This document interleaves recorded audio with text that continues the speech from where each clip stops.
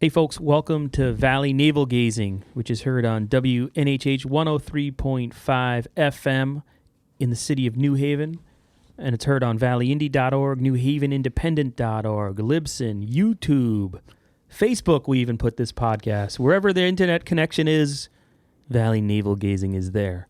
I'm joined with my co-host, healthy living reporter, Ethan Fry. What's going on? Not much. And today we have a special guest. He really needs no introduction, so I'm not even going to go through the long introduction because he's basically Mr. Valley. Jack Walsh. Infamous or famous? Famous. Yes, yeah, well deserved. Definitely famous. I think there's all you're coming up. Your name is on these agendas all over the Lower Naugatuck That Valley. may not be a good thing. There's Jack Walsh Day. There's like Jack Walsh Day in every town in the valley. Yes, I did have a day in every town. That was pretty cool. And then there's talk about naming things after you. I don't even know if you're aware of this. No. See, there's things. That's okay. That's okay. I can skip that. But Jack, born and raised in Derby, recently retired from the Valley United Way after you were there since what, 89? How many years were you at the? Almost 28 years. Wow. Just short of it.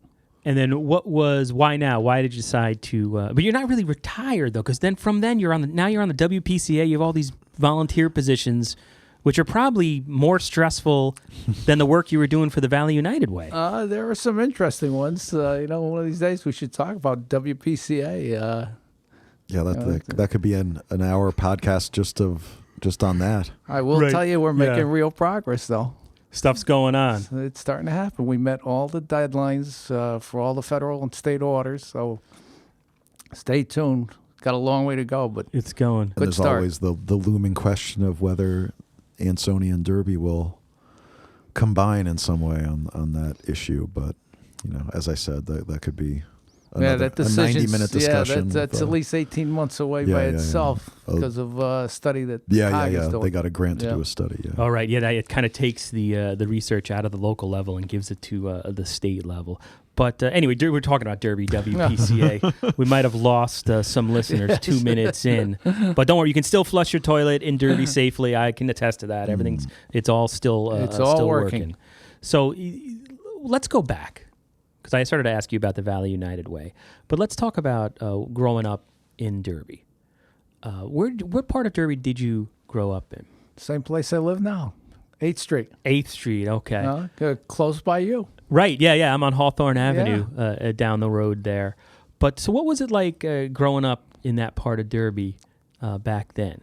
It was a great time and a great place. For example, I don't know that we ever had a key to our house. I can't ever remember the doors being locked, ever. But, could walk to school, could walk to everything. You always felt safe in Derby. It was a great time, great place. What school did you walk to? I walked to St. Mary's originally. Okay. Then I walked to Derby High School. And I ended up years later teaching at both of those places. I could walk to 2 libraries. How many people can say they could walk to 2 public libraries within 10 minutes of their house? Yeah, which was your preferred library? Let's get controversial right off the... Well, Derby Neck was the closer of the 2, right? Or I guess, not really. Derby Public was the closer. Because there's the big hill. There's the big hill between Hawthorne and Hawthorne Avenue, and then where you live. I have to tell you right now, I'm president of the board at Derby Neck Library, so obviously where my heart is there. But, as a kid, there was an advantage to Derby Neck, and it still holds true. Derby Neck was the only library in the valley that was open on Sunday.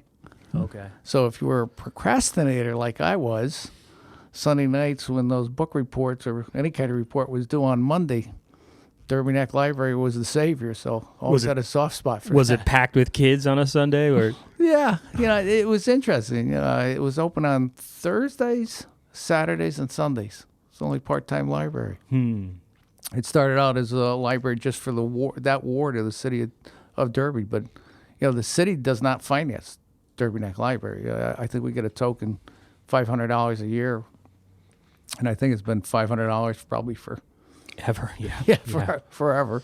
Derby Neck is actually a little bit older than Derby Public Library. I did not know that. Yes. It's second oldest library in the valley. Plum is the oldest. Well, I know. And then the librarian there, the head librarian, or the director, I guess it would be, Ian Parcell is really, I had a long talk with him at the Valley United Way a couple of months back. Oh, for the leadership program. Yeah, and all the things he's doing there, he's pretty good. Yeah, and I had went to I'm forgetting her name, but Sweeney, I think it was the reference library. Pat Yeah. Sweeney, She did a thing about the labor history, the Labor Day program about like different strikes and stuff throughout the years, and that was just fascinating to me. Yeah, the women's strikes. Yeah. And Seema Gomper's coming speaking at the Sterling Opera House back in like the late 1800s in the Valley was like. I was going to say it was like the Molly Maguires. It wasn't that bad, but it was like it was. There were like people being brickbats beating and stuff like it was a lot of hard nosed stuff going on. Well, you have to look at the environment back then. A lot of people were working in the factories. I mean, really, it was not an easy life. Yeah. So unions gave them a glimmer of hope. And then this time of year, I mean, as we record, this will probably post. Just after the New Year, but we're recording this before Christmas. So what were some of your Christmas memories growing up in Derby? What were some traditions or things that you would do as a kid every year around Christmas? Oh, one of the nice things about Derby and all the towns were the lights that they would put up, the merchants in each of the towns, and you'd drive around and see them. That was kind of special. Right now Derby does the same thing with the Christmas tree on the green and the lighting there. But back then it was all the main streets. So you drive through. But it was kind of like the movie It's a Wonderful Life. That's what it reminded me of. Yeah. And then like Pickett's Pond at Osborndale, was that like the main? Because I know every year Ron Sill, the 2nd Ward Alderman in Derby, will let us know if the pond is frozen over. Yeah. And he has some frustration because because the state, I guess, it's not as widely publicized as it used to be. It sounds like it maybe was a community center sort of thing. That was a gathering spot. Was that like that when you were young? There was, Pickett's Pond was on that side of this town, and there was another one on the other side of town, a skating pond where Starbucks is now. I think it was called Charlie's Pond, but there was ice skating there, right down below. Right off 34 there? Yeah. Wow. Okay. Wow. So there was ice skating there as well. Did you have to worry about a car coming over the ridge? No, there was no traffic back then. No. no traffic back then. I mean, you could go to New Haven in 10 minutes. There were no lights or anything else. Another thing that we did as kids, they would block off the streets when it snowed. Okay. So you could, go take any kind of a sled down the street, and on our street, 8th Street, you could come down the street, turn the corner, and go all the way down to Smith Street, down to 7th Street. But we had rather large sleds. They were called double rippers. I don't know if you ever heard of a double ripper. Okay, a double ripper was a big sled, kind of like a toboggan, but it had a steering wheel in the front. Actually, we had two in my family. One had a steering wheel, another one you could steer with your feet. So snow days were special. I mean, today they don't block any streets off. Yeah, right. You got to find your own place, but we were right on the streets. To do it now, like because Mountain Avenue is right there, right? Or Mountain Street is what is that one? That's farther up, yeah. Did you ever go down that thing? Because that thing is like a vertical drop. It was pretty much a neighborhood by neighborhood. So we had 8th Street and 7th Street. And that was that. Something like that. Ethan. No, those were individual sleds, which you're showing there. That's like a rosebud type looking. No, these were big. You could get 8 people sitting up on them. Okay. Okay, and they actually had running boards on the side for your feet. Okay. So the person who actually steered it had to be pretty strong. Ethan is now showing Jack pictures on a podcast. Which is always... We'll embed some in there. Like that without wheels. Yeah. Now, what about a brother? I know you at least have one brother. Brothers, sisters growing up? How big was your family? Well, I've got an older brother and an older sister, and then, of course, I have an identical twin brother. So you never know if you're seeing me or not. We've done that 100 times. Yeah, because he's right across the street. Next door, especially when we first launched. Hey! And he would just kind of look at us like... But he must get that all the time because he would always wave back. Except to Ethan, he would just not, just ignore. Constantly. I've given out plenty of free legal advice. It's not much good, but it's cheaper than my brother. Now, what'd your dad do for a living? For a living, he owned a gas station down by the Derby Green, but really what he enjoyed was he was a pilot. He taught an awful lot of people in the Valley to fly. He was really ahead of his time. During World War II, he was a civilian air instructor for the Army Air Corps. It wasn't the Air Force back then, it was the Army Air Corps. He went out to Thunderbird Field in Arizona, and they would bring in pilots from China and other spots, and he would train them to be fighter pilots. And then I guess some equivalent of this, he was also into ham radio, very big into ham radio, and he was civilian defense coordinator for all the radio service back then. So, what he did for a living wasn't really what he enjoyed doing. Not his passion. Yeah, he probably missed the opportunity to be a commercial pilot, because that's probably what he would have done if he had his choice. And where did he fly out of when he was teaching people how to fly here? Where do you work out of? Well, believe it or not, there were a lot of airports around here, okay, including a grass airfield in Ansonia. Yeah, up in the hilltop. When we do like This Week in History, I look, I go to like Derby Historical website for that, and like you see references to that every once in a while. I flew out of there as a kid. My father used to take us every Sunday. He'd do his classes and teach people, and then take us up for a flight. All kinds of planes, including those double wing planes. They also had an airport in the middle of the Houstonic River in Shelton. Most people don't know that one. Okay, it was called the Island Airport. My father and a bunch of other people had this airport, and of course, they got flooded out. That was the end of that. That was the end of it. Okay. But there were other grass strip fields in Bethany, Monroe. In fact, I think Eastern Airlines, the old Eastern Airlines, I think started in either Bethany or Monroe. So it was a different era. These were people who flew by the seat of their pants. Would you go up a lot with them in the planes, or? On Sunday we'd go for rides, but I never had an interest in learning to fly. My older brother learned to fly and got a license. My brother-in-law did. Unfortunately, his son John Murphy was killed in an accident. He was a commercial pilot. But I kind of like to keep my feet on the ground. Right. Yeah. I'm not good with boats either. No, but you were the director of the recreation camp for years. Oh yeah, that was different though. No power boats. I would teach windsurfing there, so that was there fantastic. You go. A little easier. And the rec was a great place. Still is a great place. You went to St. Mary or St. Michael's? I went to St. Mary's. Okay, sorry. What are some of your memories of any particular? Were nuns teaching there at that point, or was? Yeah, pretty much all nuns back then. It was a great place. Was it tough? Because both my parents went to Catholic schools in New York City, and they have some stories that they recall. The nuns could be pretty tough, but not as tough as people say. I mean, we all survived. No one they didn't ruin anyone that I know, and they were really good people. The priests were fantastic. We probably had more kids back then going to the Catholic schools in Derby than the public schools. My graduating class at St. Mary's School, we had 2 of each class. We had 80 kids in the graduating class. Okay, I don't think there were 80 kids at Irving School. And then, of course, you had St. Michael's, which was smaller than St. Mary's. But times have certainly changed when it comes to that. Right, although St. Michael, well, now it's St. Mary's, St. Michael's. Right. We were just talking before we went on, they've had a resurgence over the last couple of years where it was almost closing, and now they seem to be doing really well again. Very close. Art Gerkens kind of led the charge there, and they've done a great job keeping that going. And then where'd you go to high school? I went to Derby High School. To Derby High School, okay. I could have gone to the Catholic school, but I kind of liked Derby. And, it was a small school. Was it tough, like, making that transition from going to the Catholic school to the public high school, just in terms of the kids you were with, or did you know everybody? Not really, because you knew them all already. Anyway. I mean, Derby's a small town. And Derby High School was a special place back then.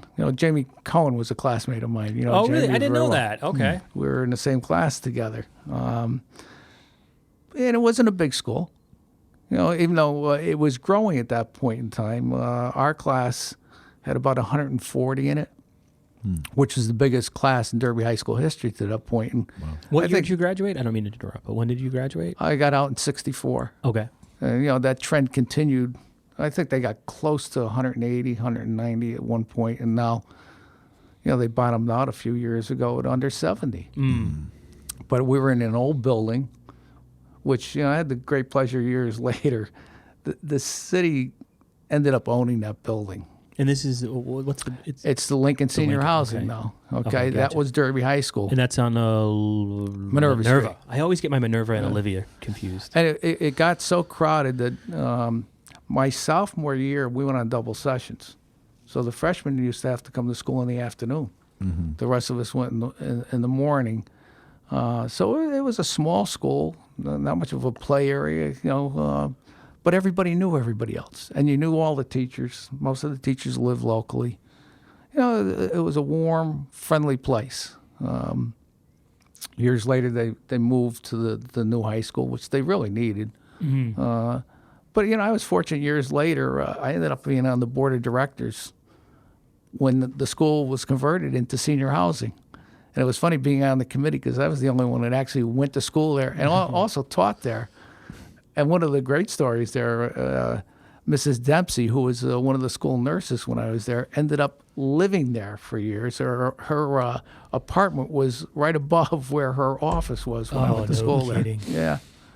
But it was great to see that building saved and put back into use. And now it's 33 apartments for seniors. So great thing for the city. And were you an athlete when you were at the high school? Like, what are your fondest memories of the high school years? No, I really wasn't an athlete. Well, I liked to play, but I was about 5'6" and weighed all of 100 pounds, dripping wet. For basketball or something, you want? Yeah, I just wasn't good enough. That's what it comes down to. But years later, I stayed at it.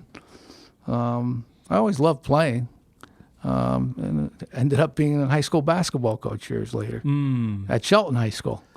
So that must have been tough. But where'd you go to college? What'd you do immediately after Derby High School? I went to UConn, which was another great place back then. It still is. Again, I was lucky to come along at the right time. College was affordable back then. You didn't leave with $100,000 in debt. Yeah. Public school, yeah. Yeah, and then I went right into teaching after that. And did you know you wanted to be a teacher when you were at UConn? UConn? Yeah. Was that something that was always in your... Oh, yeah, absolutely. In fact, when I was in high school, I was in the Future Teachers Club, so I guess kind of knew it back then. And who were the teachers at the high school that had an influence on you?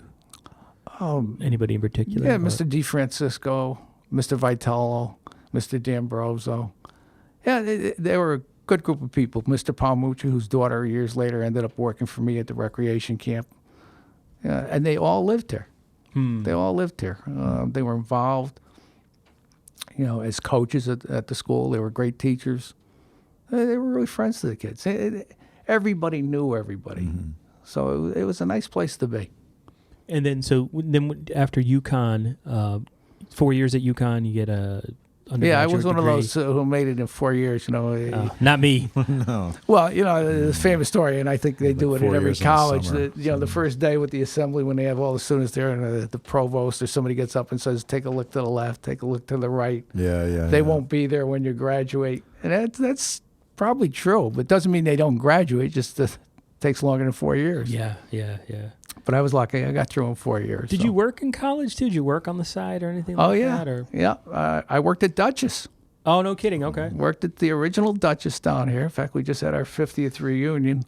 I would work all summer. Wait a second. You On had Pershing Drive? Pershing Drive. That's been there since for...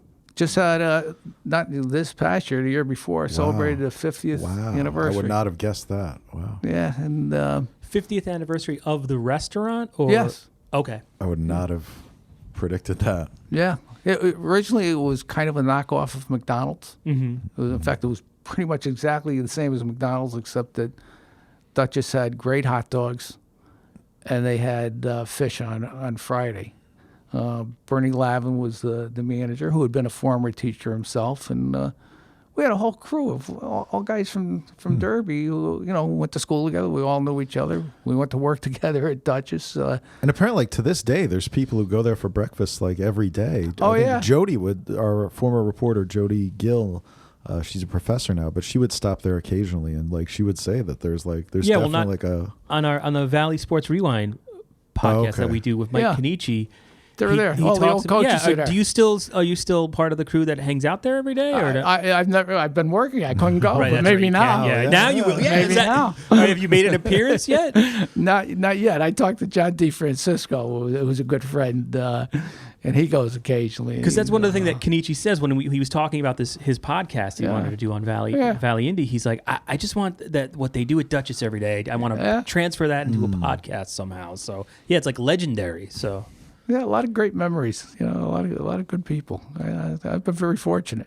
And where'd you get your first teaching gig? Did you get it like St. Michael's School? Right out of college? Right out of college. I taught. So you're like 24 years old or so, 25, something 21. like that? 21. Okay. Oh wow. 21. Right, that was the old plan: 8, 4, and 4, and then you go to work. And that was it. Okay. Yeah, and of course I worked even in high school, but I taught at St. Michael's. Taught there for 6 years. That's how I ended up getting into coaching. The nuns there were very serious about winning, very serious about winning. How would they express that? Well, I'll give you an example that funny later on came into play when I left. There was a nun there. Her name was Sister Mercedes, and she's the one who got me to coach. Sister Mercedes. Mercedes. She was a great woman. But during my first year there was a guy who was coaching, and his job switched. He wasn't a teacher. So she said, well, Mr. Walsh, you have to take over coaching. She knew I played basketball, but, playing and coaching aren't the same. So I did it, and after the first day, I said, oh, this was a big mistake. Playing and coaching are two different things. So I'm going to do this. I'm going to learn to do it right. Because why did it feel like a mistake? Well, you can be a player. You can be a great player. It's not the same as teaching it. Okay, coaching is not the same as playing. Okay, a lot of great players don't make good coaches. In fact, they say, or some say, that it's a detriment, because if you're really good at it, just naturally it's harder for you to impart to somebody else. Yeah, that's what I feel about reporting. Yeah, I'm kidding. That was a joke. But St. Michael's was a great place, so I started doing it. I ask because I've attempted to coach my son's kindergarten soccer team, and you split the kids up into two groups, and then I forget who's on what. It just became a most embarrassing, traumatic thing. All the parents are sitting there watching, and I don't know who's on what team. And was it like that for you that first day, and you knew that? Yeah. St. Michael's gave me the chance to learn to do it the right way, no one interfering. But the nuns did like to win. I remember, I don't know if it was my second or third year, and we were struggling a little bit. And I remember Sister Mercedes coming down and saying, Mr. Walsh, come on out here. We walked the hall. Now, St. Michael's only had one of each grade. She said, isn't there anybody there that could play? I say, sister, those are 6th graders. They can't play with you. And then the last year I was there, we had a very good team. And she came in one day. She said, Mr. Walsh, we're going to New York to play. I said, what? She says, yeah, we have another group of nuns down in New York, and they think they're pretty good. I think we can go and beat them. Were they betting on these games by chance? It was kind of funny, and I said to her, sister, I don't want to go to New York. She said, oh, yeah, we're going. I wonder if it was like a different order. No, it was the same order. Okay. It was the same order, and that's the Sister Holy Family of Nazareth, who had their home up in Monroe. Great people. But so she wanted to go. She said, well, we're going. I said, okay, we'll do it during vacation. Oh, no, we're going to do it when we come back from vacation. So we were going to take a day off from school to go to New York to play basketball. Okay? I said, well, you're the boss.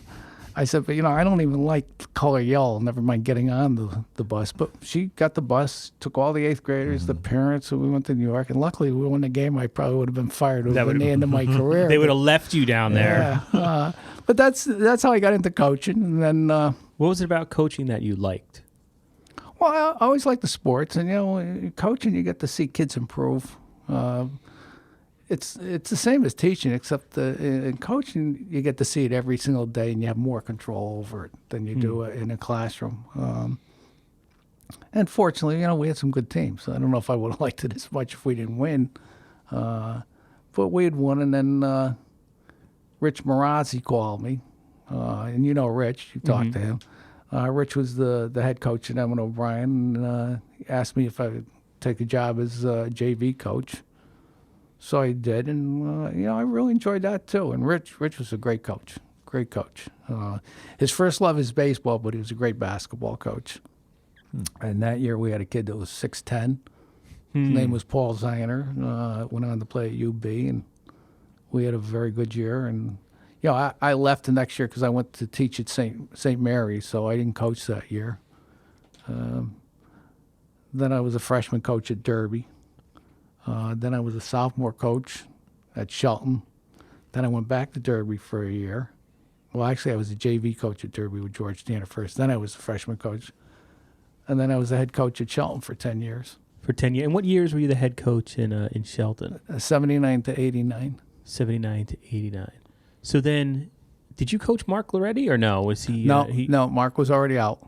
Okay, so he's older. I mean, he's older than he looks. That guy. We were remarking Ethan ran still runs faster than I can in the Commodore Hull race, and it seems that everyone that runs that race, or at least people that we've talked to, they measure themselves against how they did against Loretti. They do, and everybody does worse, really right? They really do. Well, he was a great athlete. He was a good player in high school. He went to Eastern Connecticut, and then he went to Ohio U, and then he went overseas and played, and then he was a graduate assistant coach at Syracuse. And then he played coached at Bridgeport Central. In fact, I scheduled him. We played against them. I played a lot of basketball against Mark later on, and actually we played against each other a few times in the Senior Olympics. Oh, no kidding. Okay, now what is his temperament on the court? Because I've never seen you play basketball or coach, but you're very laid back. It's a little different when I'm playing. You get the Jerry Tarkanian towel? No. I enjoyed coaching, but Mark's a good player. Right. Yeah. He likes to shoot, but he So you're saying he's a ball hog, is what you're saying? No, I didn't say that. I said he likes to shoot, but if you put it in, there's nothing wrong with that. We played against him twice in the Senior Olympics, and both times he was the best player on his team. Okay? He was always a good player, always a good coach too. Did his team go on to win those Senior Olympic games, or did your team end up winning? Well, this is the radio, so I'm not going to answer the question, but you can tell from my face. Yeah, right. There's a twinkle in your eye. The Irish eyes are smiling. So I thought you taught in Derby for a long time, but no, I'm totally wrong. It was interim in Derby. I taught at the Derby Middle School.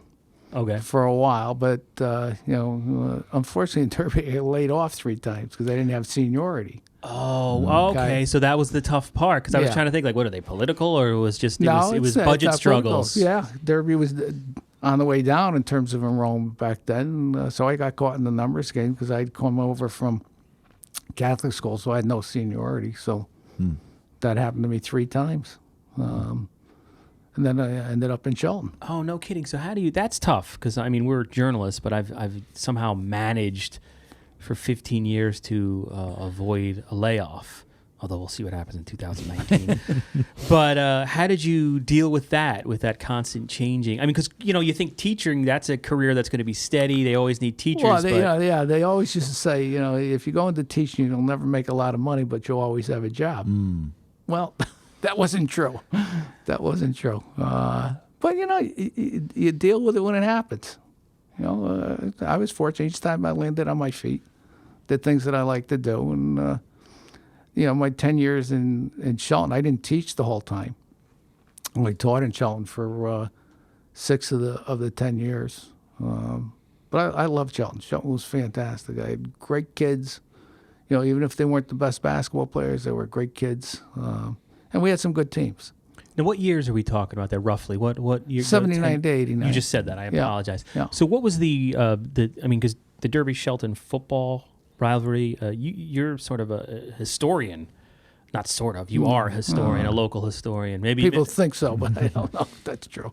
Well, you created, the Electronic Valley is an incredible resource for everything Derby, including the Derby-Shelton football game. You've kept that alive, in a form where anybody can see it at any time. What was the rivalry like in those years when you were at Shelton, and were you secretly rooting for Derby the whole time? I couldn't win in that situation because in Shelton I was a carpetbagger, and Derby I was a traitor. So on Thanksgiving Day I'd always stand in the end zone, right at the goalpost. And I could win either way because you realize my mother was a graduate of Shelton High School, and my father was a graduate of Derby High School. So I could always move whichever way I needed to move. But it was a good rivalry back then. In football, Derby went through a period where Derby was the dominant team in the Valley, and as their enrollment started to drop, it's not the same today. Shelton is, let's be honest, Shelton year in and year out is one of the 10 best high school football programs in the state, and so is Ansonia.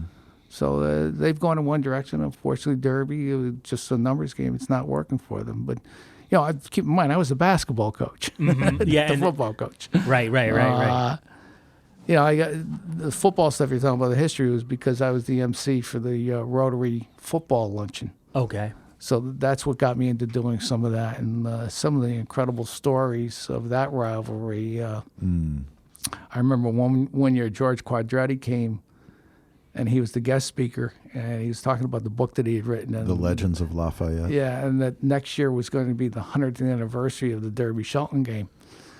And after the thing, I got him to say, I said, George, it's not the 100th anniversary. He said, what? And then I had to recount. If you go to that website, you see the story of what games counted and what games didn't count.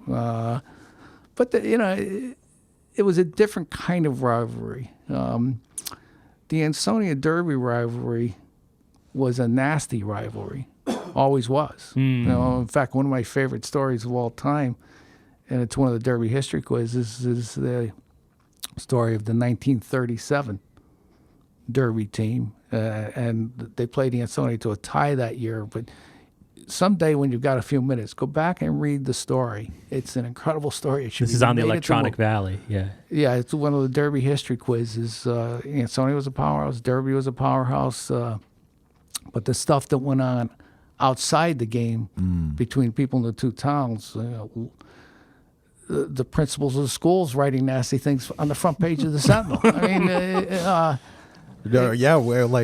I see it occasionally looking through old This Week in History. It's they stole the goalposts and marched it back and stuff. This is worse than that. You have to go and read the story of the 37. And to this day, a couple of years ago, there was someone hung a nasty sign off one of the bridges on. Oh no, they always used to say that. That was a dummy. Yeah. That was a dummy. So on the way to Riot Field, you would see the dummy. But the Shelton Derby game was a big rivalry, drew great crowds, but it was more of a friendly thing.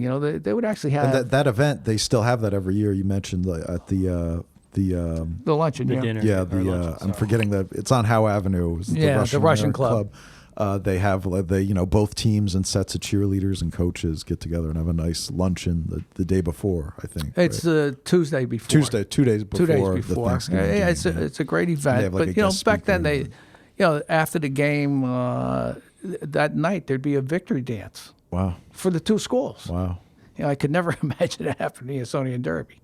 But for Shelton and Derby, it did happen. Why was that rivalry so bitter, the Ansonia Derby one, compared to Derby Shelton? Yeah, I really don't know what started the origin, but probably because Ansonia split off from Derby. I mean, Ansonia was part of Derby, I guess it rubbed people the wrong way when they left. We had part of that, the Mike Kenichi Valley Sports Rewind. One of the themes we'll hear from the guys he has on about that rivalry, how in the factories, the bets that would exchange, how, come Monday or Saturday, whatever, you'd go back to work and people would be cleaning up. But there was a lot of gambling on it. The Thanksgiving Day game, there was some too, but Thanksgiving I wonder Day game, if there were more guys working in factories with each other. That guy, I hate that guy at work, and he's he's a Shelton personal. Or he's a Derby guy, I don't know, maybe there's. Well, I was seeing pictures, actually, the copies of the booklet that would be printed in the factory in Shelton for the Thanksgiving Day game. They would have this booklet that showed all the kids who were sons of people who worked in the factory. Okay, yeah. So it was a big deal. They'd give awards for the first player to score a touchdown. You'd get a turkey. There was a clothes store downtown that would give gloves or something, for different things. And then later on, it became the Silver Turkey Award. Okay. So which is still given out every year. So Nice. it was just a different type of rivalry. Still an important rivalry, but unfortunately, right now, I mean, they're in two different leagues in a lot of different ways.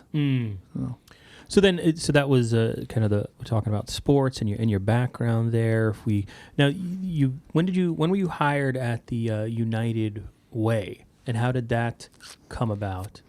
Well, it's actually tied to the sports too, because if you go back a little bit from the sports, I was hired to run the recreation camp in Derby. That's on Roosevelt Drive. Just celebrated a 100th year anniversary, which is amazing. Yeah, and a great play. I learned to swim there as a kid, as most kids in the Valley did, and ended up running it for 15 years. But we were funded by the United Way, so I actually ended up doing a lot of speaking for United Way during the fall, because the rec camp story was one of the best stories they had. So when you're out trying to raise money, it's just a great story to tell. And I liked United Way. They were good to us.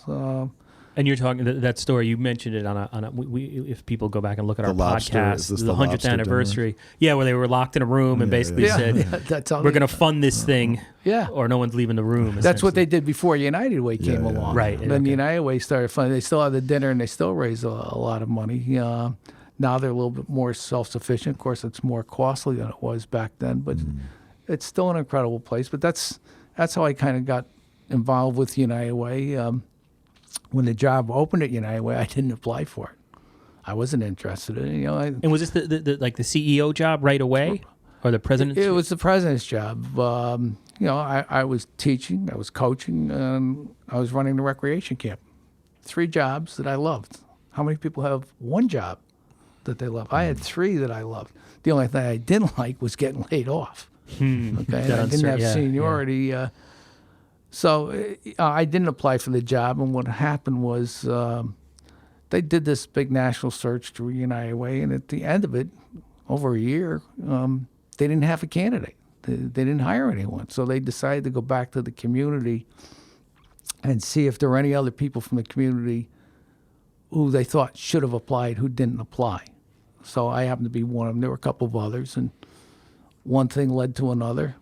And then I had the job. I'll give you a funny part of it. The final interview for the job was early December. We had a game that night, okay? And the interview was at 9 o'clock in the morning.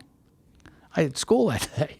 I actually went to the interview during my prep period, okay? Ran over there, yeah. Ran over for the interview and back, and that night, we had a recreation camp meeting that afternoon, and there were 2 people there who had been in the meeting this morning. No one had said anything to me, so I figured I didn't get the job. And then the person who was supposed to call me couldn't get a hold of me, so my phone rang at 8 o'clock the next morning. And then I had a tough decision to make. Yeah, a really tough decision, because as I said, I loved it where I was in Shelton. They were really good to me, but I didn't want to be a guidance counselor. I didn't want to be a principal. So I just weighed all those factors, and I knew United Way, and I liked United Way, so made a decision to switch. The timing worked out, and Shelton was really good about the whole thing. I finished the year coaching, and a couple of weeks later was the end of the marking period, so they brought somebody in who shadowed me for those 2 weeks, and then he took over for me. I finished the year. I was actually coaching and doing United Way at the same time for about a month and a half. And about how old were you then? Oh God, roughly. I don't know. I was 40, 41. So that's a pretty big. That's a pretty big career change at that age. Yeah, it was. It was. Were you fearful that you wouldn't be able to do the work at the United Way, or did you have a? Well, there's always doubt. There's always doubt. When you go to work for a board of directors, that's quite a bit different. But I made the decision, never looked back. It seemed to work out. Yeah. Okay. And so what were your primary responsibilities at the United Way? And I don't mean that like a resume type question, but from my perspective, it seems like, the United Way, I mean, basically you're trying to improve the community in about a million ways. You're helping people who need help the most, but to do that, you got to get people to donate. Right. And that's basically how is that an accurate summation? Yeah, it's pretty accurate. Back then, all United Ways did two things. Okay, every United Way raised money. In fact, that's where the saying "I gave at the office" that was United Way. Okay, that's where that came from. And the other thing was they gave the money out to agencies. So wherever you went around the country, those were the two things that United Ways did. Didn't necessarily do other things. Okay, but things were changing when I got there, and our board of directors said, "Geez, Jack, we're looking around. We don't think we're going to be here if we don't make changes." It was that serious. Well, they just, they were ahead of their time. They were looking around. I said, we have to appeal to young people. We have to get more involved in the community. Just raising the money and giving it out, that's still the primary function, but we've got to find other ways of doing things. So, and one of the first things is, since I was a teacher, they thought, well, I could start a youth program. Not even knowing what that would be, but that's what they wanted. So we did. We started a youth program. That was the first thing we started. And now it's still going. I think it's the oldest one in the country for high school kids. Then we started the volunteer center, which is phenomenal. Pat and the work that she does. And that's a place where corporations or businesses, if they're looking for ways to help in the community, they go to the volunteer center and they can do it. Yeah, the United Way, just as a reporter, compared. I mean, I worked in New York and I worked in other parts of Connecticut, and the Valley United Way was, at least from my perspective, compared to others, not to say there's one better than the other, but the United Way in the Valley is a real living and breathing thing. I mean, it's involved in everything. It really has. Well, that was the change that I think our board wanted. And, first of all, everyone on our staff lived there. So it wasn't, a foreign job. They lived there. So it was important for them to make a difference in their community. And I think we did. One of the best things we ever did was we started the Valley Council for Health and Human Services. And it's just phenomenal. You can't find another area of the state or maybe even the country where the nonprofit community works together as well as it does here. And really, and that's because we got them together. And, when we originally started, we thought we'd get together 3 or 4 times a year. They've been meeting every month for 22 years now. Wow. And things get done because of that. It's not always the Valley Council that does it, but it happens because those people know each other. They're on a first name basis. They work together. And these are all in the Valley Council of Health and Human Services. This is like a close network of all the nonprofits. Of all nonprofits, okay. Yeah, it's done great things. That's when you ride up and down Route 8 and you see those signs, All American Valley. Well, that came out of the planning process that we started with the council. That created the Healthy Valley Project, and you alluded to Electronic Valley. Electronic Valley was just one of 27 projects that came out of that, including a health survey that eventually led to the Griffin Breast Cancer Center. I mean, there were great projects that came out of that really made a difference. And basically, with the Griffin Breast Cancer Center, this is where that group started doing work that eventually revealed breast cancer rates were higher in the Valley for some reason. Well, they found it wasn't the rate was higher, but the death rate was higher. Gotcha, okay. Okay, which was an indication that women weren't not getting tested soon enough. By the time they got the test, it was too late. So they came up with the idea, well, start the center and do the screenings earlier, et cetera, making a difference. So there were a lot of good projects that came out of that. That's incredible. And then, you had just mentioned the All-American Valley. I mean, I'm 42 and only lived in the Valley for about 10 years, but yet I didn't realize that was, I mean, you that's like the marketing or the slogan for the Valley, and there it came out of that group. I don't think we ever took enough advantage of that as we should have, because that was incredible. I always tell the story. When I got my job at United Way, I'd go to all our statewide meetings with all the execs. And back then, there were 27 United Ways in Connecticut. Wow. About how many are there now? 15. Okay. And I could sense that the attitude about the Valley wasn't the greatest. So I took the leaving every single meeting and saying, well, I would have to get back to paradise. Okay. And I literally started to brainwash people on that. And then when we got the All-America City Award, I just left the meeting and said, well, I told you. So now you've got proof from somebody else, not just from me. And I'm a firm believer if the people who live and work in a community don't have pride in it, don't expect anyone else to. So that drove a lot of the things that we did. Is that still a challenge in the Valley? Because I know when we launched, it was kind of like I talked to other newspaper people and they're like, oh, you're going to the Valley. Everybody had this hoity-toity way of looking down at the Valley, which I just wasn't. I didn't realize that was a thing. Is that still? I think, among some people, but if you let it be, then it will always be. Look, there was nothing wrong with the Valley, even if it was a mill area.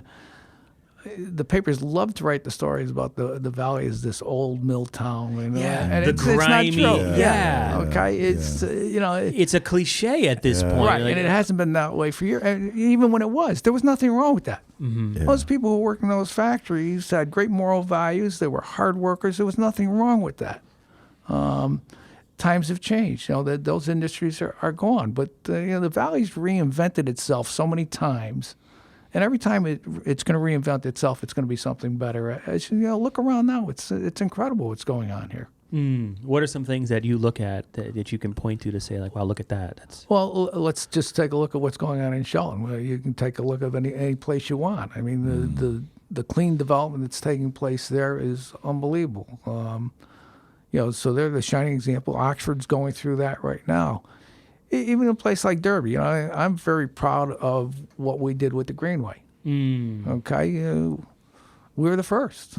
Okay, and now we're working on extending that all the way to Naugatuck. And that Greenway work that you did, I completely forgot about that. Was that outside of the United Way, or was that just something that you did? You teamed with the city to do, or? Well, there were a couple of efforts. I got involved because of Healthy Valley. Okay. There was a group in Kent, Connecticut that had planned for a greenway to go from Long Island Sound up to Massachusetts on the Housatonic River. And myself and a couple of other people thought that maybe we had an idea for it too. There was a group in downtown Derby, the old Birmingham business group, Paul Lane, who was involved. He actually gave the first strip of land in Oxford came from the Lane family. Okay. But we invited him in. Paul Talmadge and myself said, hey, we think the Greenway's already here, but you have to consider the Naugatuck to be part of it. And they said, well, what do you mean? I said, well, look, the flood control walls, they're already there. They're already there. Our Greenway is already there. And they looked at it and they said, well, yeah, that makes sense, but we don't know who owns it. And so they got a grant and they did a study, and they found out that the city owned it. Okay, but the Army Corps of Engineers determined what you could and couldn't do, and what the city wanted to do was an acceptable use, as long as you didn't put any trees into the wall or anything. Did it take a long time just to get the Army Corps of Engineers to sign off on that, or was that no, it wasn't that long. Okay. And then the city had to raise the money, which they did. Mark Garfalo was the mayor. Rick Dunn wrote the original grant.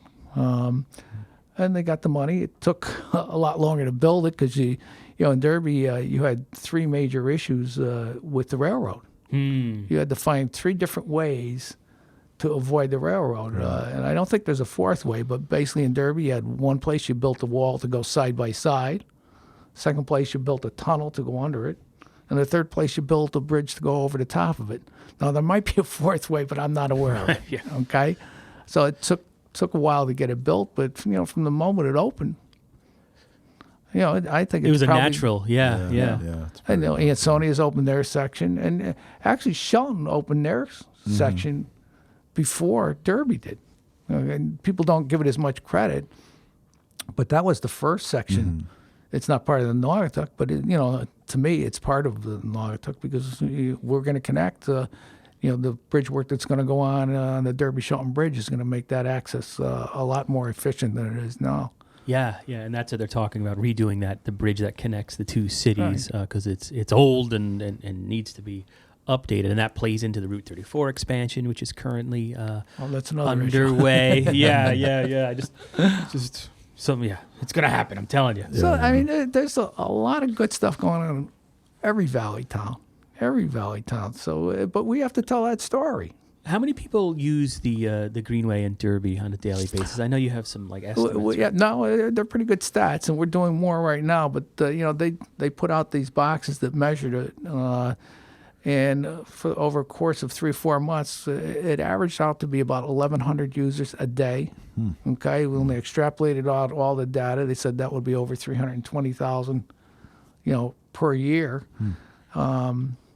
Those are pretty high numbers. It's probably the number one recreational activity in the valley. Were you surprised? Smallest city. No, I wasn't, because I used to count when I was jogging.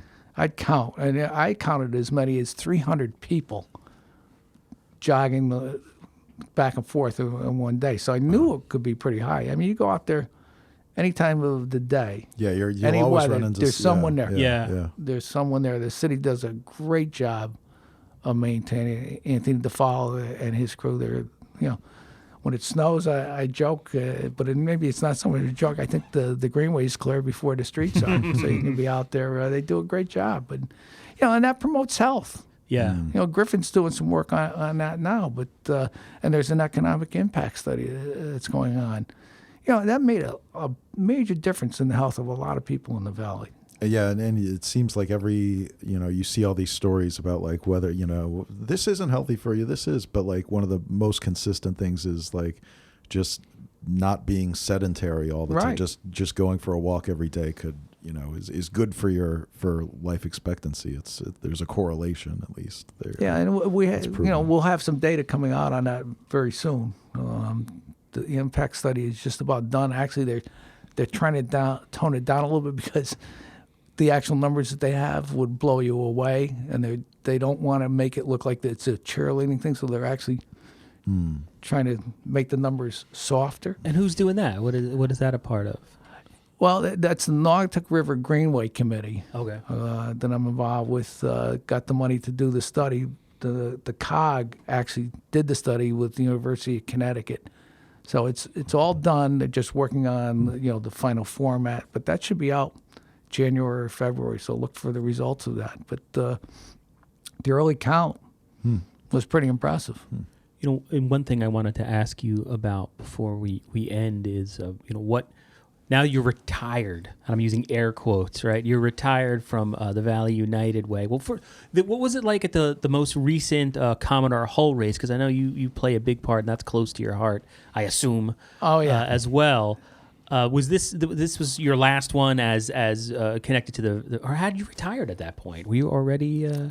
Actually, I retired the day before the race. Okay. My last day was the 23rd, and the race was the 24th. And Ethan could tell you about the race. The race is a fantastic thing for communities, and it's ironic that Glenn Gaetano had the idea for it, and then some other people, myself and Pam Petro, Markanthony, Izzo, John Sackey, the Serdanitskis. It's a small group of people. We decided to go ahead with it, to honor Commodore Hull, and to get people to come back into the downtowns of Derby and Shelton to see what was going on. We didn't start it as a fundraiser. Okay? We were very emphatic about it. We're not doing this as a fundraiser. If we make money, we decided we'd give it to the Boys and Girls Club because they were so needy.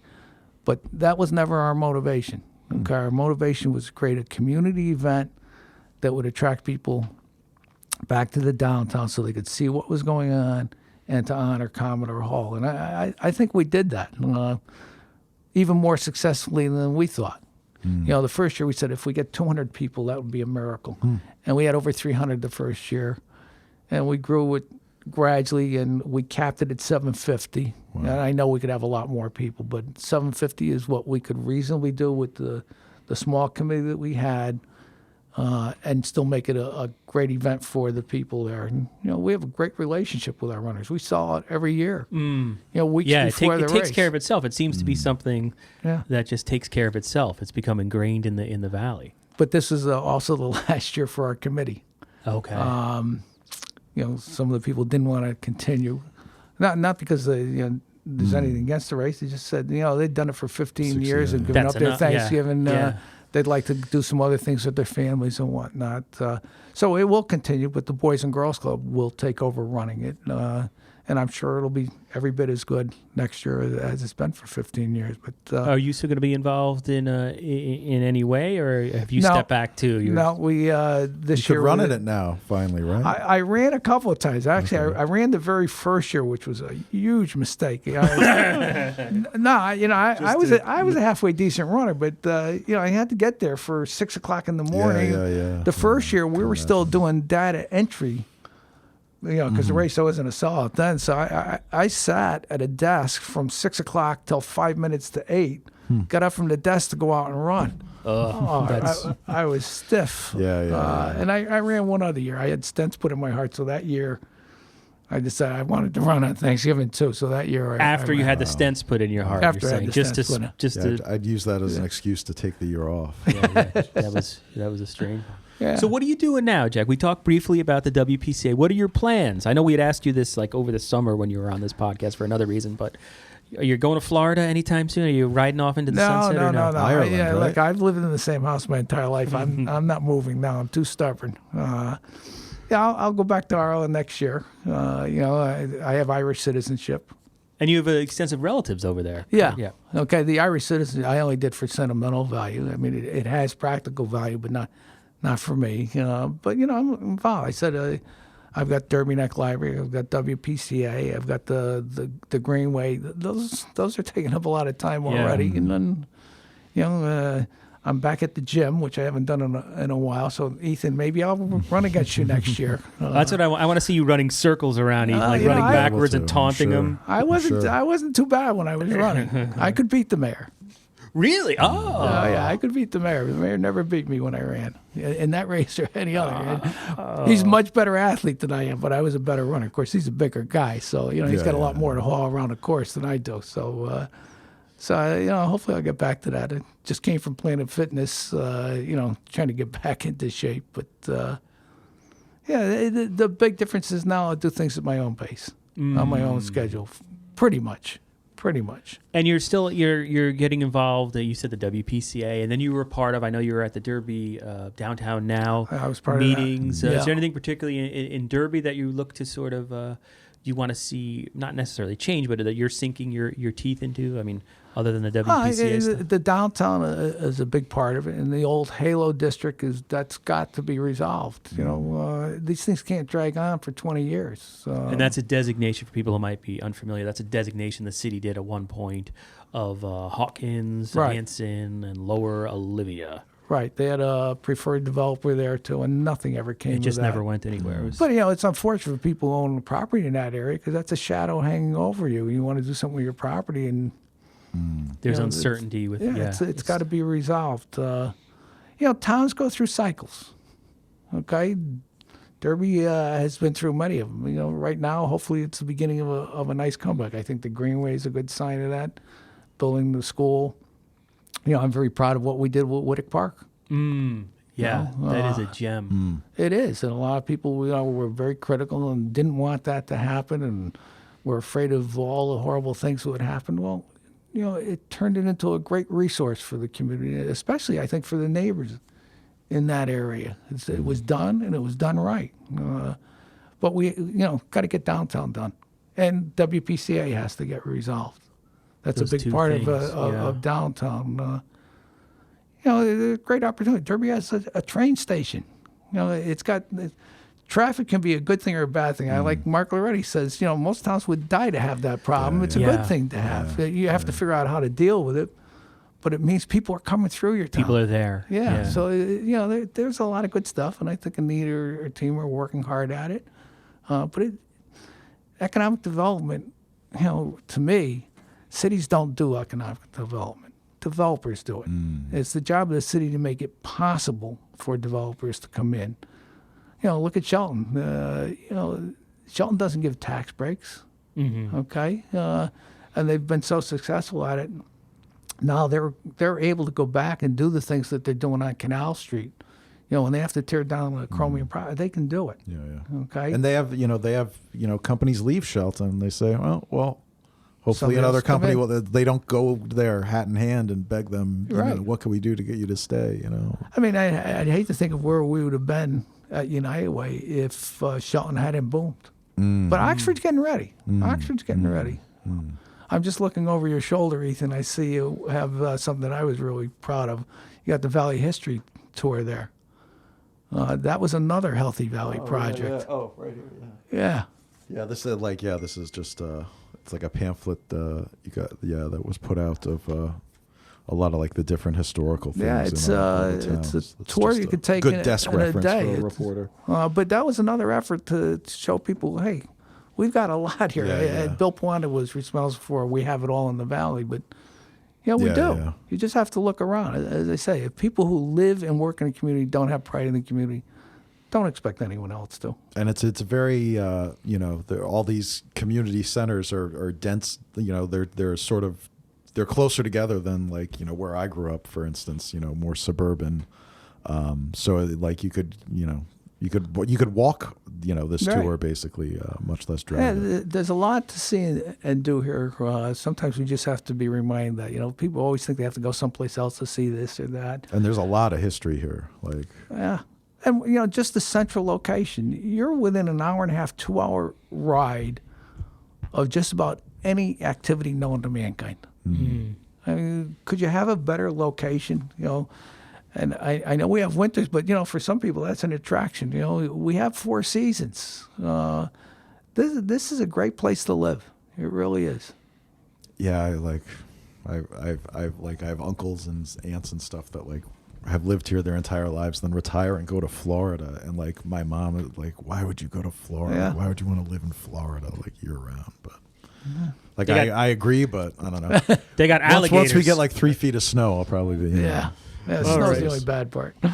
So it's been, there's a whole bunch of other things I wanted to talk about, but at the hour mark, we should probably wrap it up, partly because now I have to drive, get my kids from school. But Jack, I just wanted to thank you for everything you've done to the Valley. Oh, that's another involvement I forgot. We should mention board. that. Yeah, you're our boss, basically, or one of them. Well, I don't know if we'd say that, but I am on the board of directors. On the board of directors for the parent organization, the Online Journalism Project. Yeah, which is unbelievable what you guys have done. I mean, this is the model. We just have to figure out how we get it to be paid for. That's true. And that was the other thing, the whole other subject area I wanted to ask you about was how funding has changed, how it became more challenging at the Valley United Way, because I'm not sure if the average person realizes that about how I assume, and maybe we'll just go into it. Do you want to talk about it for a sec? Sure.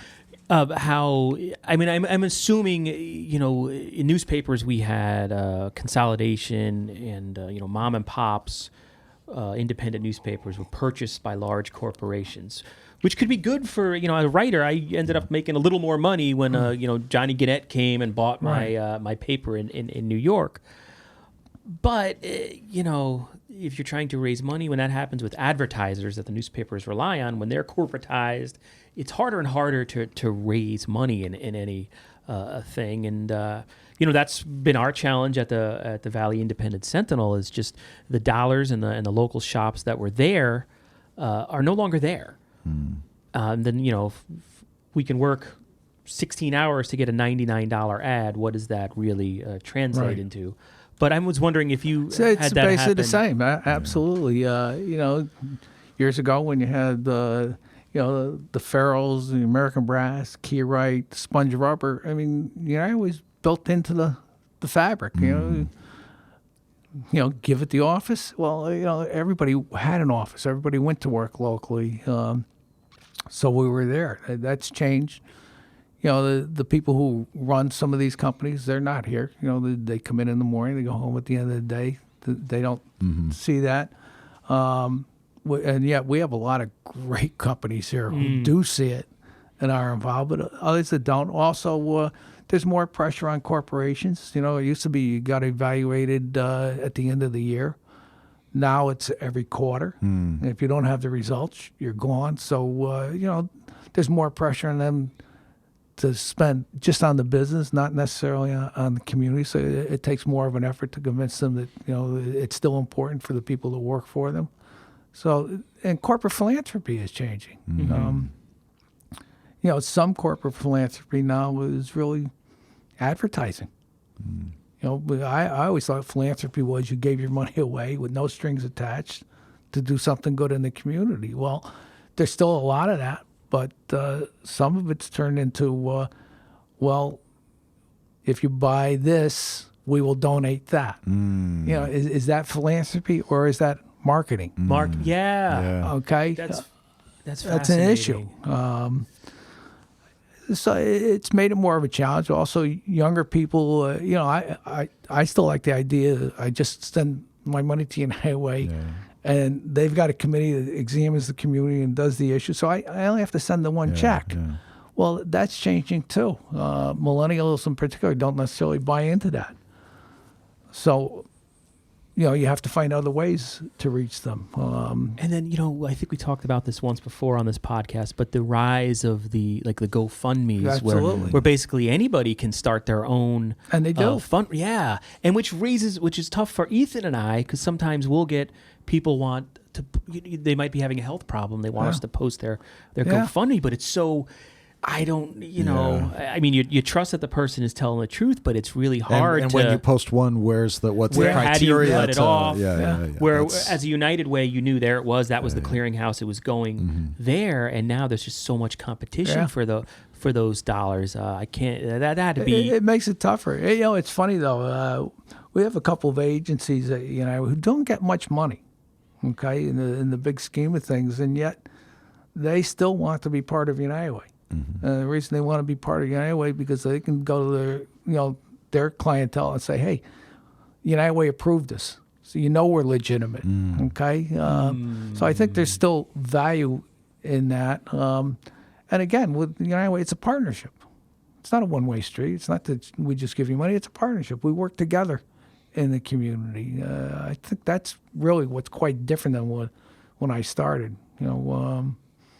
We do things together with agencies. You're intertwined essentially. It's hard to tell. I know when I've covered some of these events, it's hard to tell who's with what, and it's always the hardest part of writing any article on some of the events in the Valley in the nonprofit sector is getting the who is who correct, because there's no nobody stands out there with a flag saying I'm from this organization. Well, a good example of that is the leadership program. A lot of the time, do. It's a collaborative effort. Yeah, the leadership program. Is the United Way, the Valley Council, and the Chamber of Commerce all working together to get the next group of volunteer leaders. And but no one cares who gets credit. Just let's get it done. If this is a benefit of the community, let's get it done. You can worry about the credit after it's done. Get it done. So, but fundraising is more of a challenge. It's different. Yeah, it's totally different. So. All right, we stuck that in at the end too. Maybe that's just a personal thing because I've seen that to a small extent. I thought when we launched the Valley Indy in 2009, first of all, I thought, all right, after 2 years, we'll just, smoke. We won't be around. Or people would be throwing their advertising dollars at us and we'd be fine. I'm like, we have but it doesn't, that's not the way it works at all. So, but they don't want to lose it.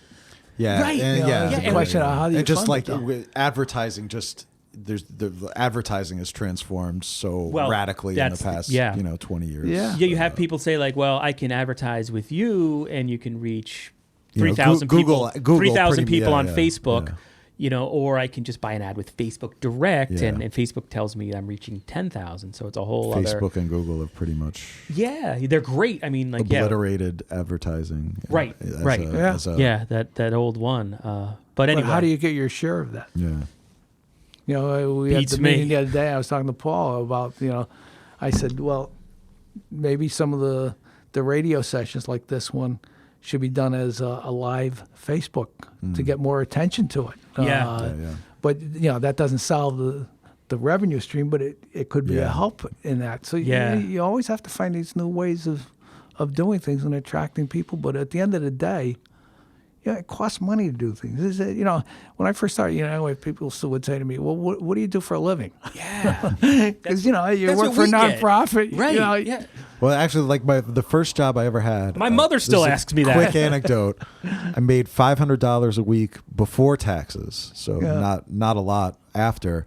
And I was covering, like, the first beat I had was at a courthouse in Enfield, and one of the marshals, like, matter-of-factly one day was like, "What do you make a year? Like 70 grand?" Like, I almost punched him. And, like, there's this, like, a misconception, I think, of, like, I don't know, like, the media is, like, saying it's like we're not some rich corporate elite, sadly. But one day. Yeah, one day when you build your empire. Right, yeah. like Chuck Scarborough. But Chuck Scarborough. Awful, like, I don't know. That's So it's like a TV There's person a who's name been from the around past. forever. Yeah, But he's wow. still around, yeah. Jim Jensen. Did you watch Jim? Anyway. I did. He was great. All right. So thank you again for indulging us, Jack, and for taking the time to come down here and chat with us. And we will be putting this on, although it's not Facebook Live, we will be putting it on Facebook. I'll look for it, and then I'll shudder with the results of. Nah, this was good. This was good. We were relaxed, right? Oh yeah, it was a lot of fun. It went by very quickly. Jeez. Yeah. That's what I'm always surprised how quickly the time passes. So I'm Eugene Driscoll for Ethan Fry and Mr. Jack Walsh. We'll hear you next time on Valley Naval Gazing.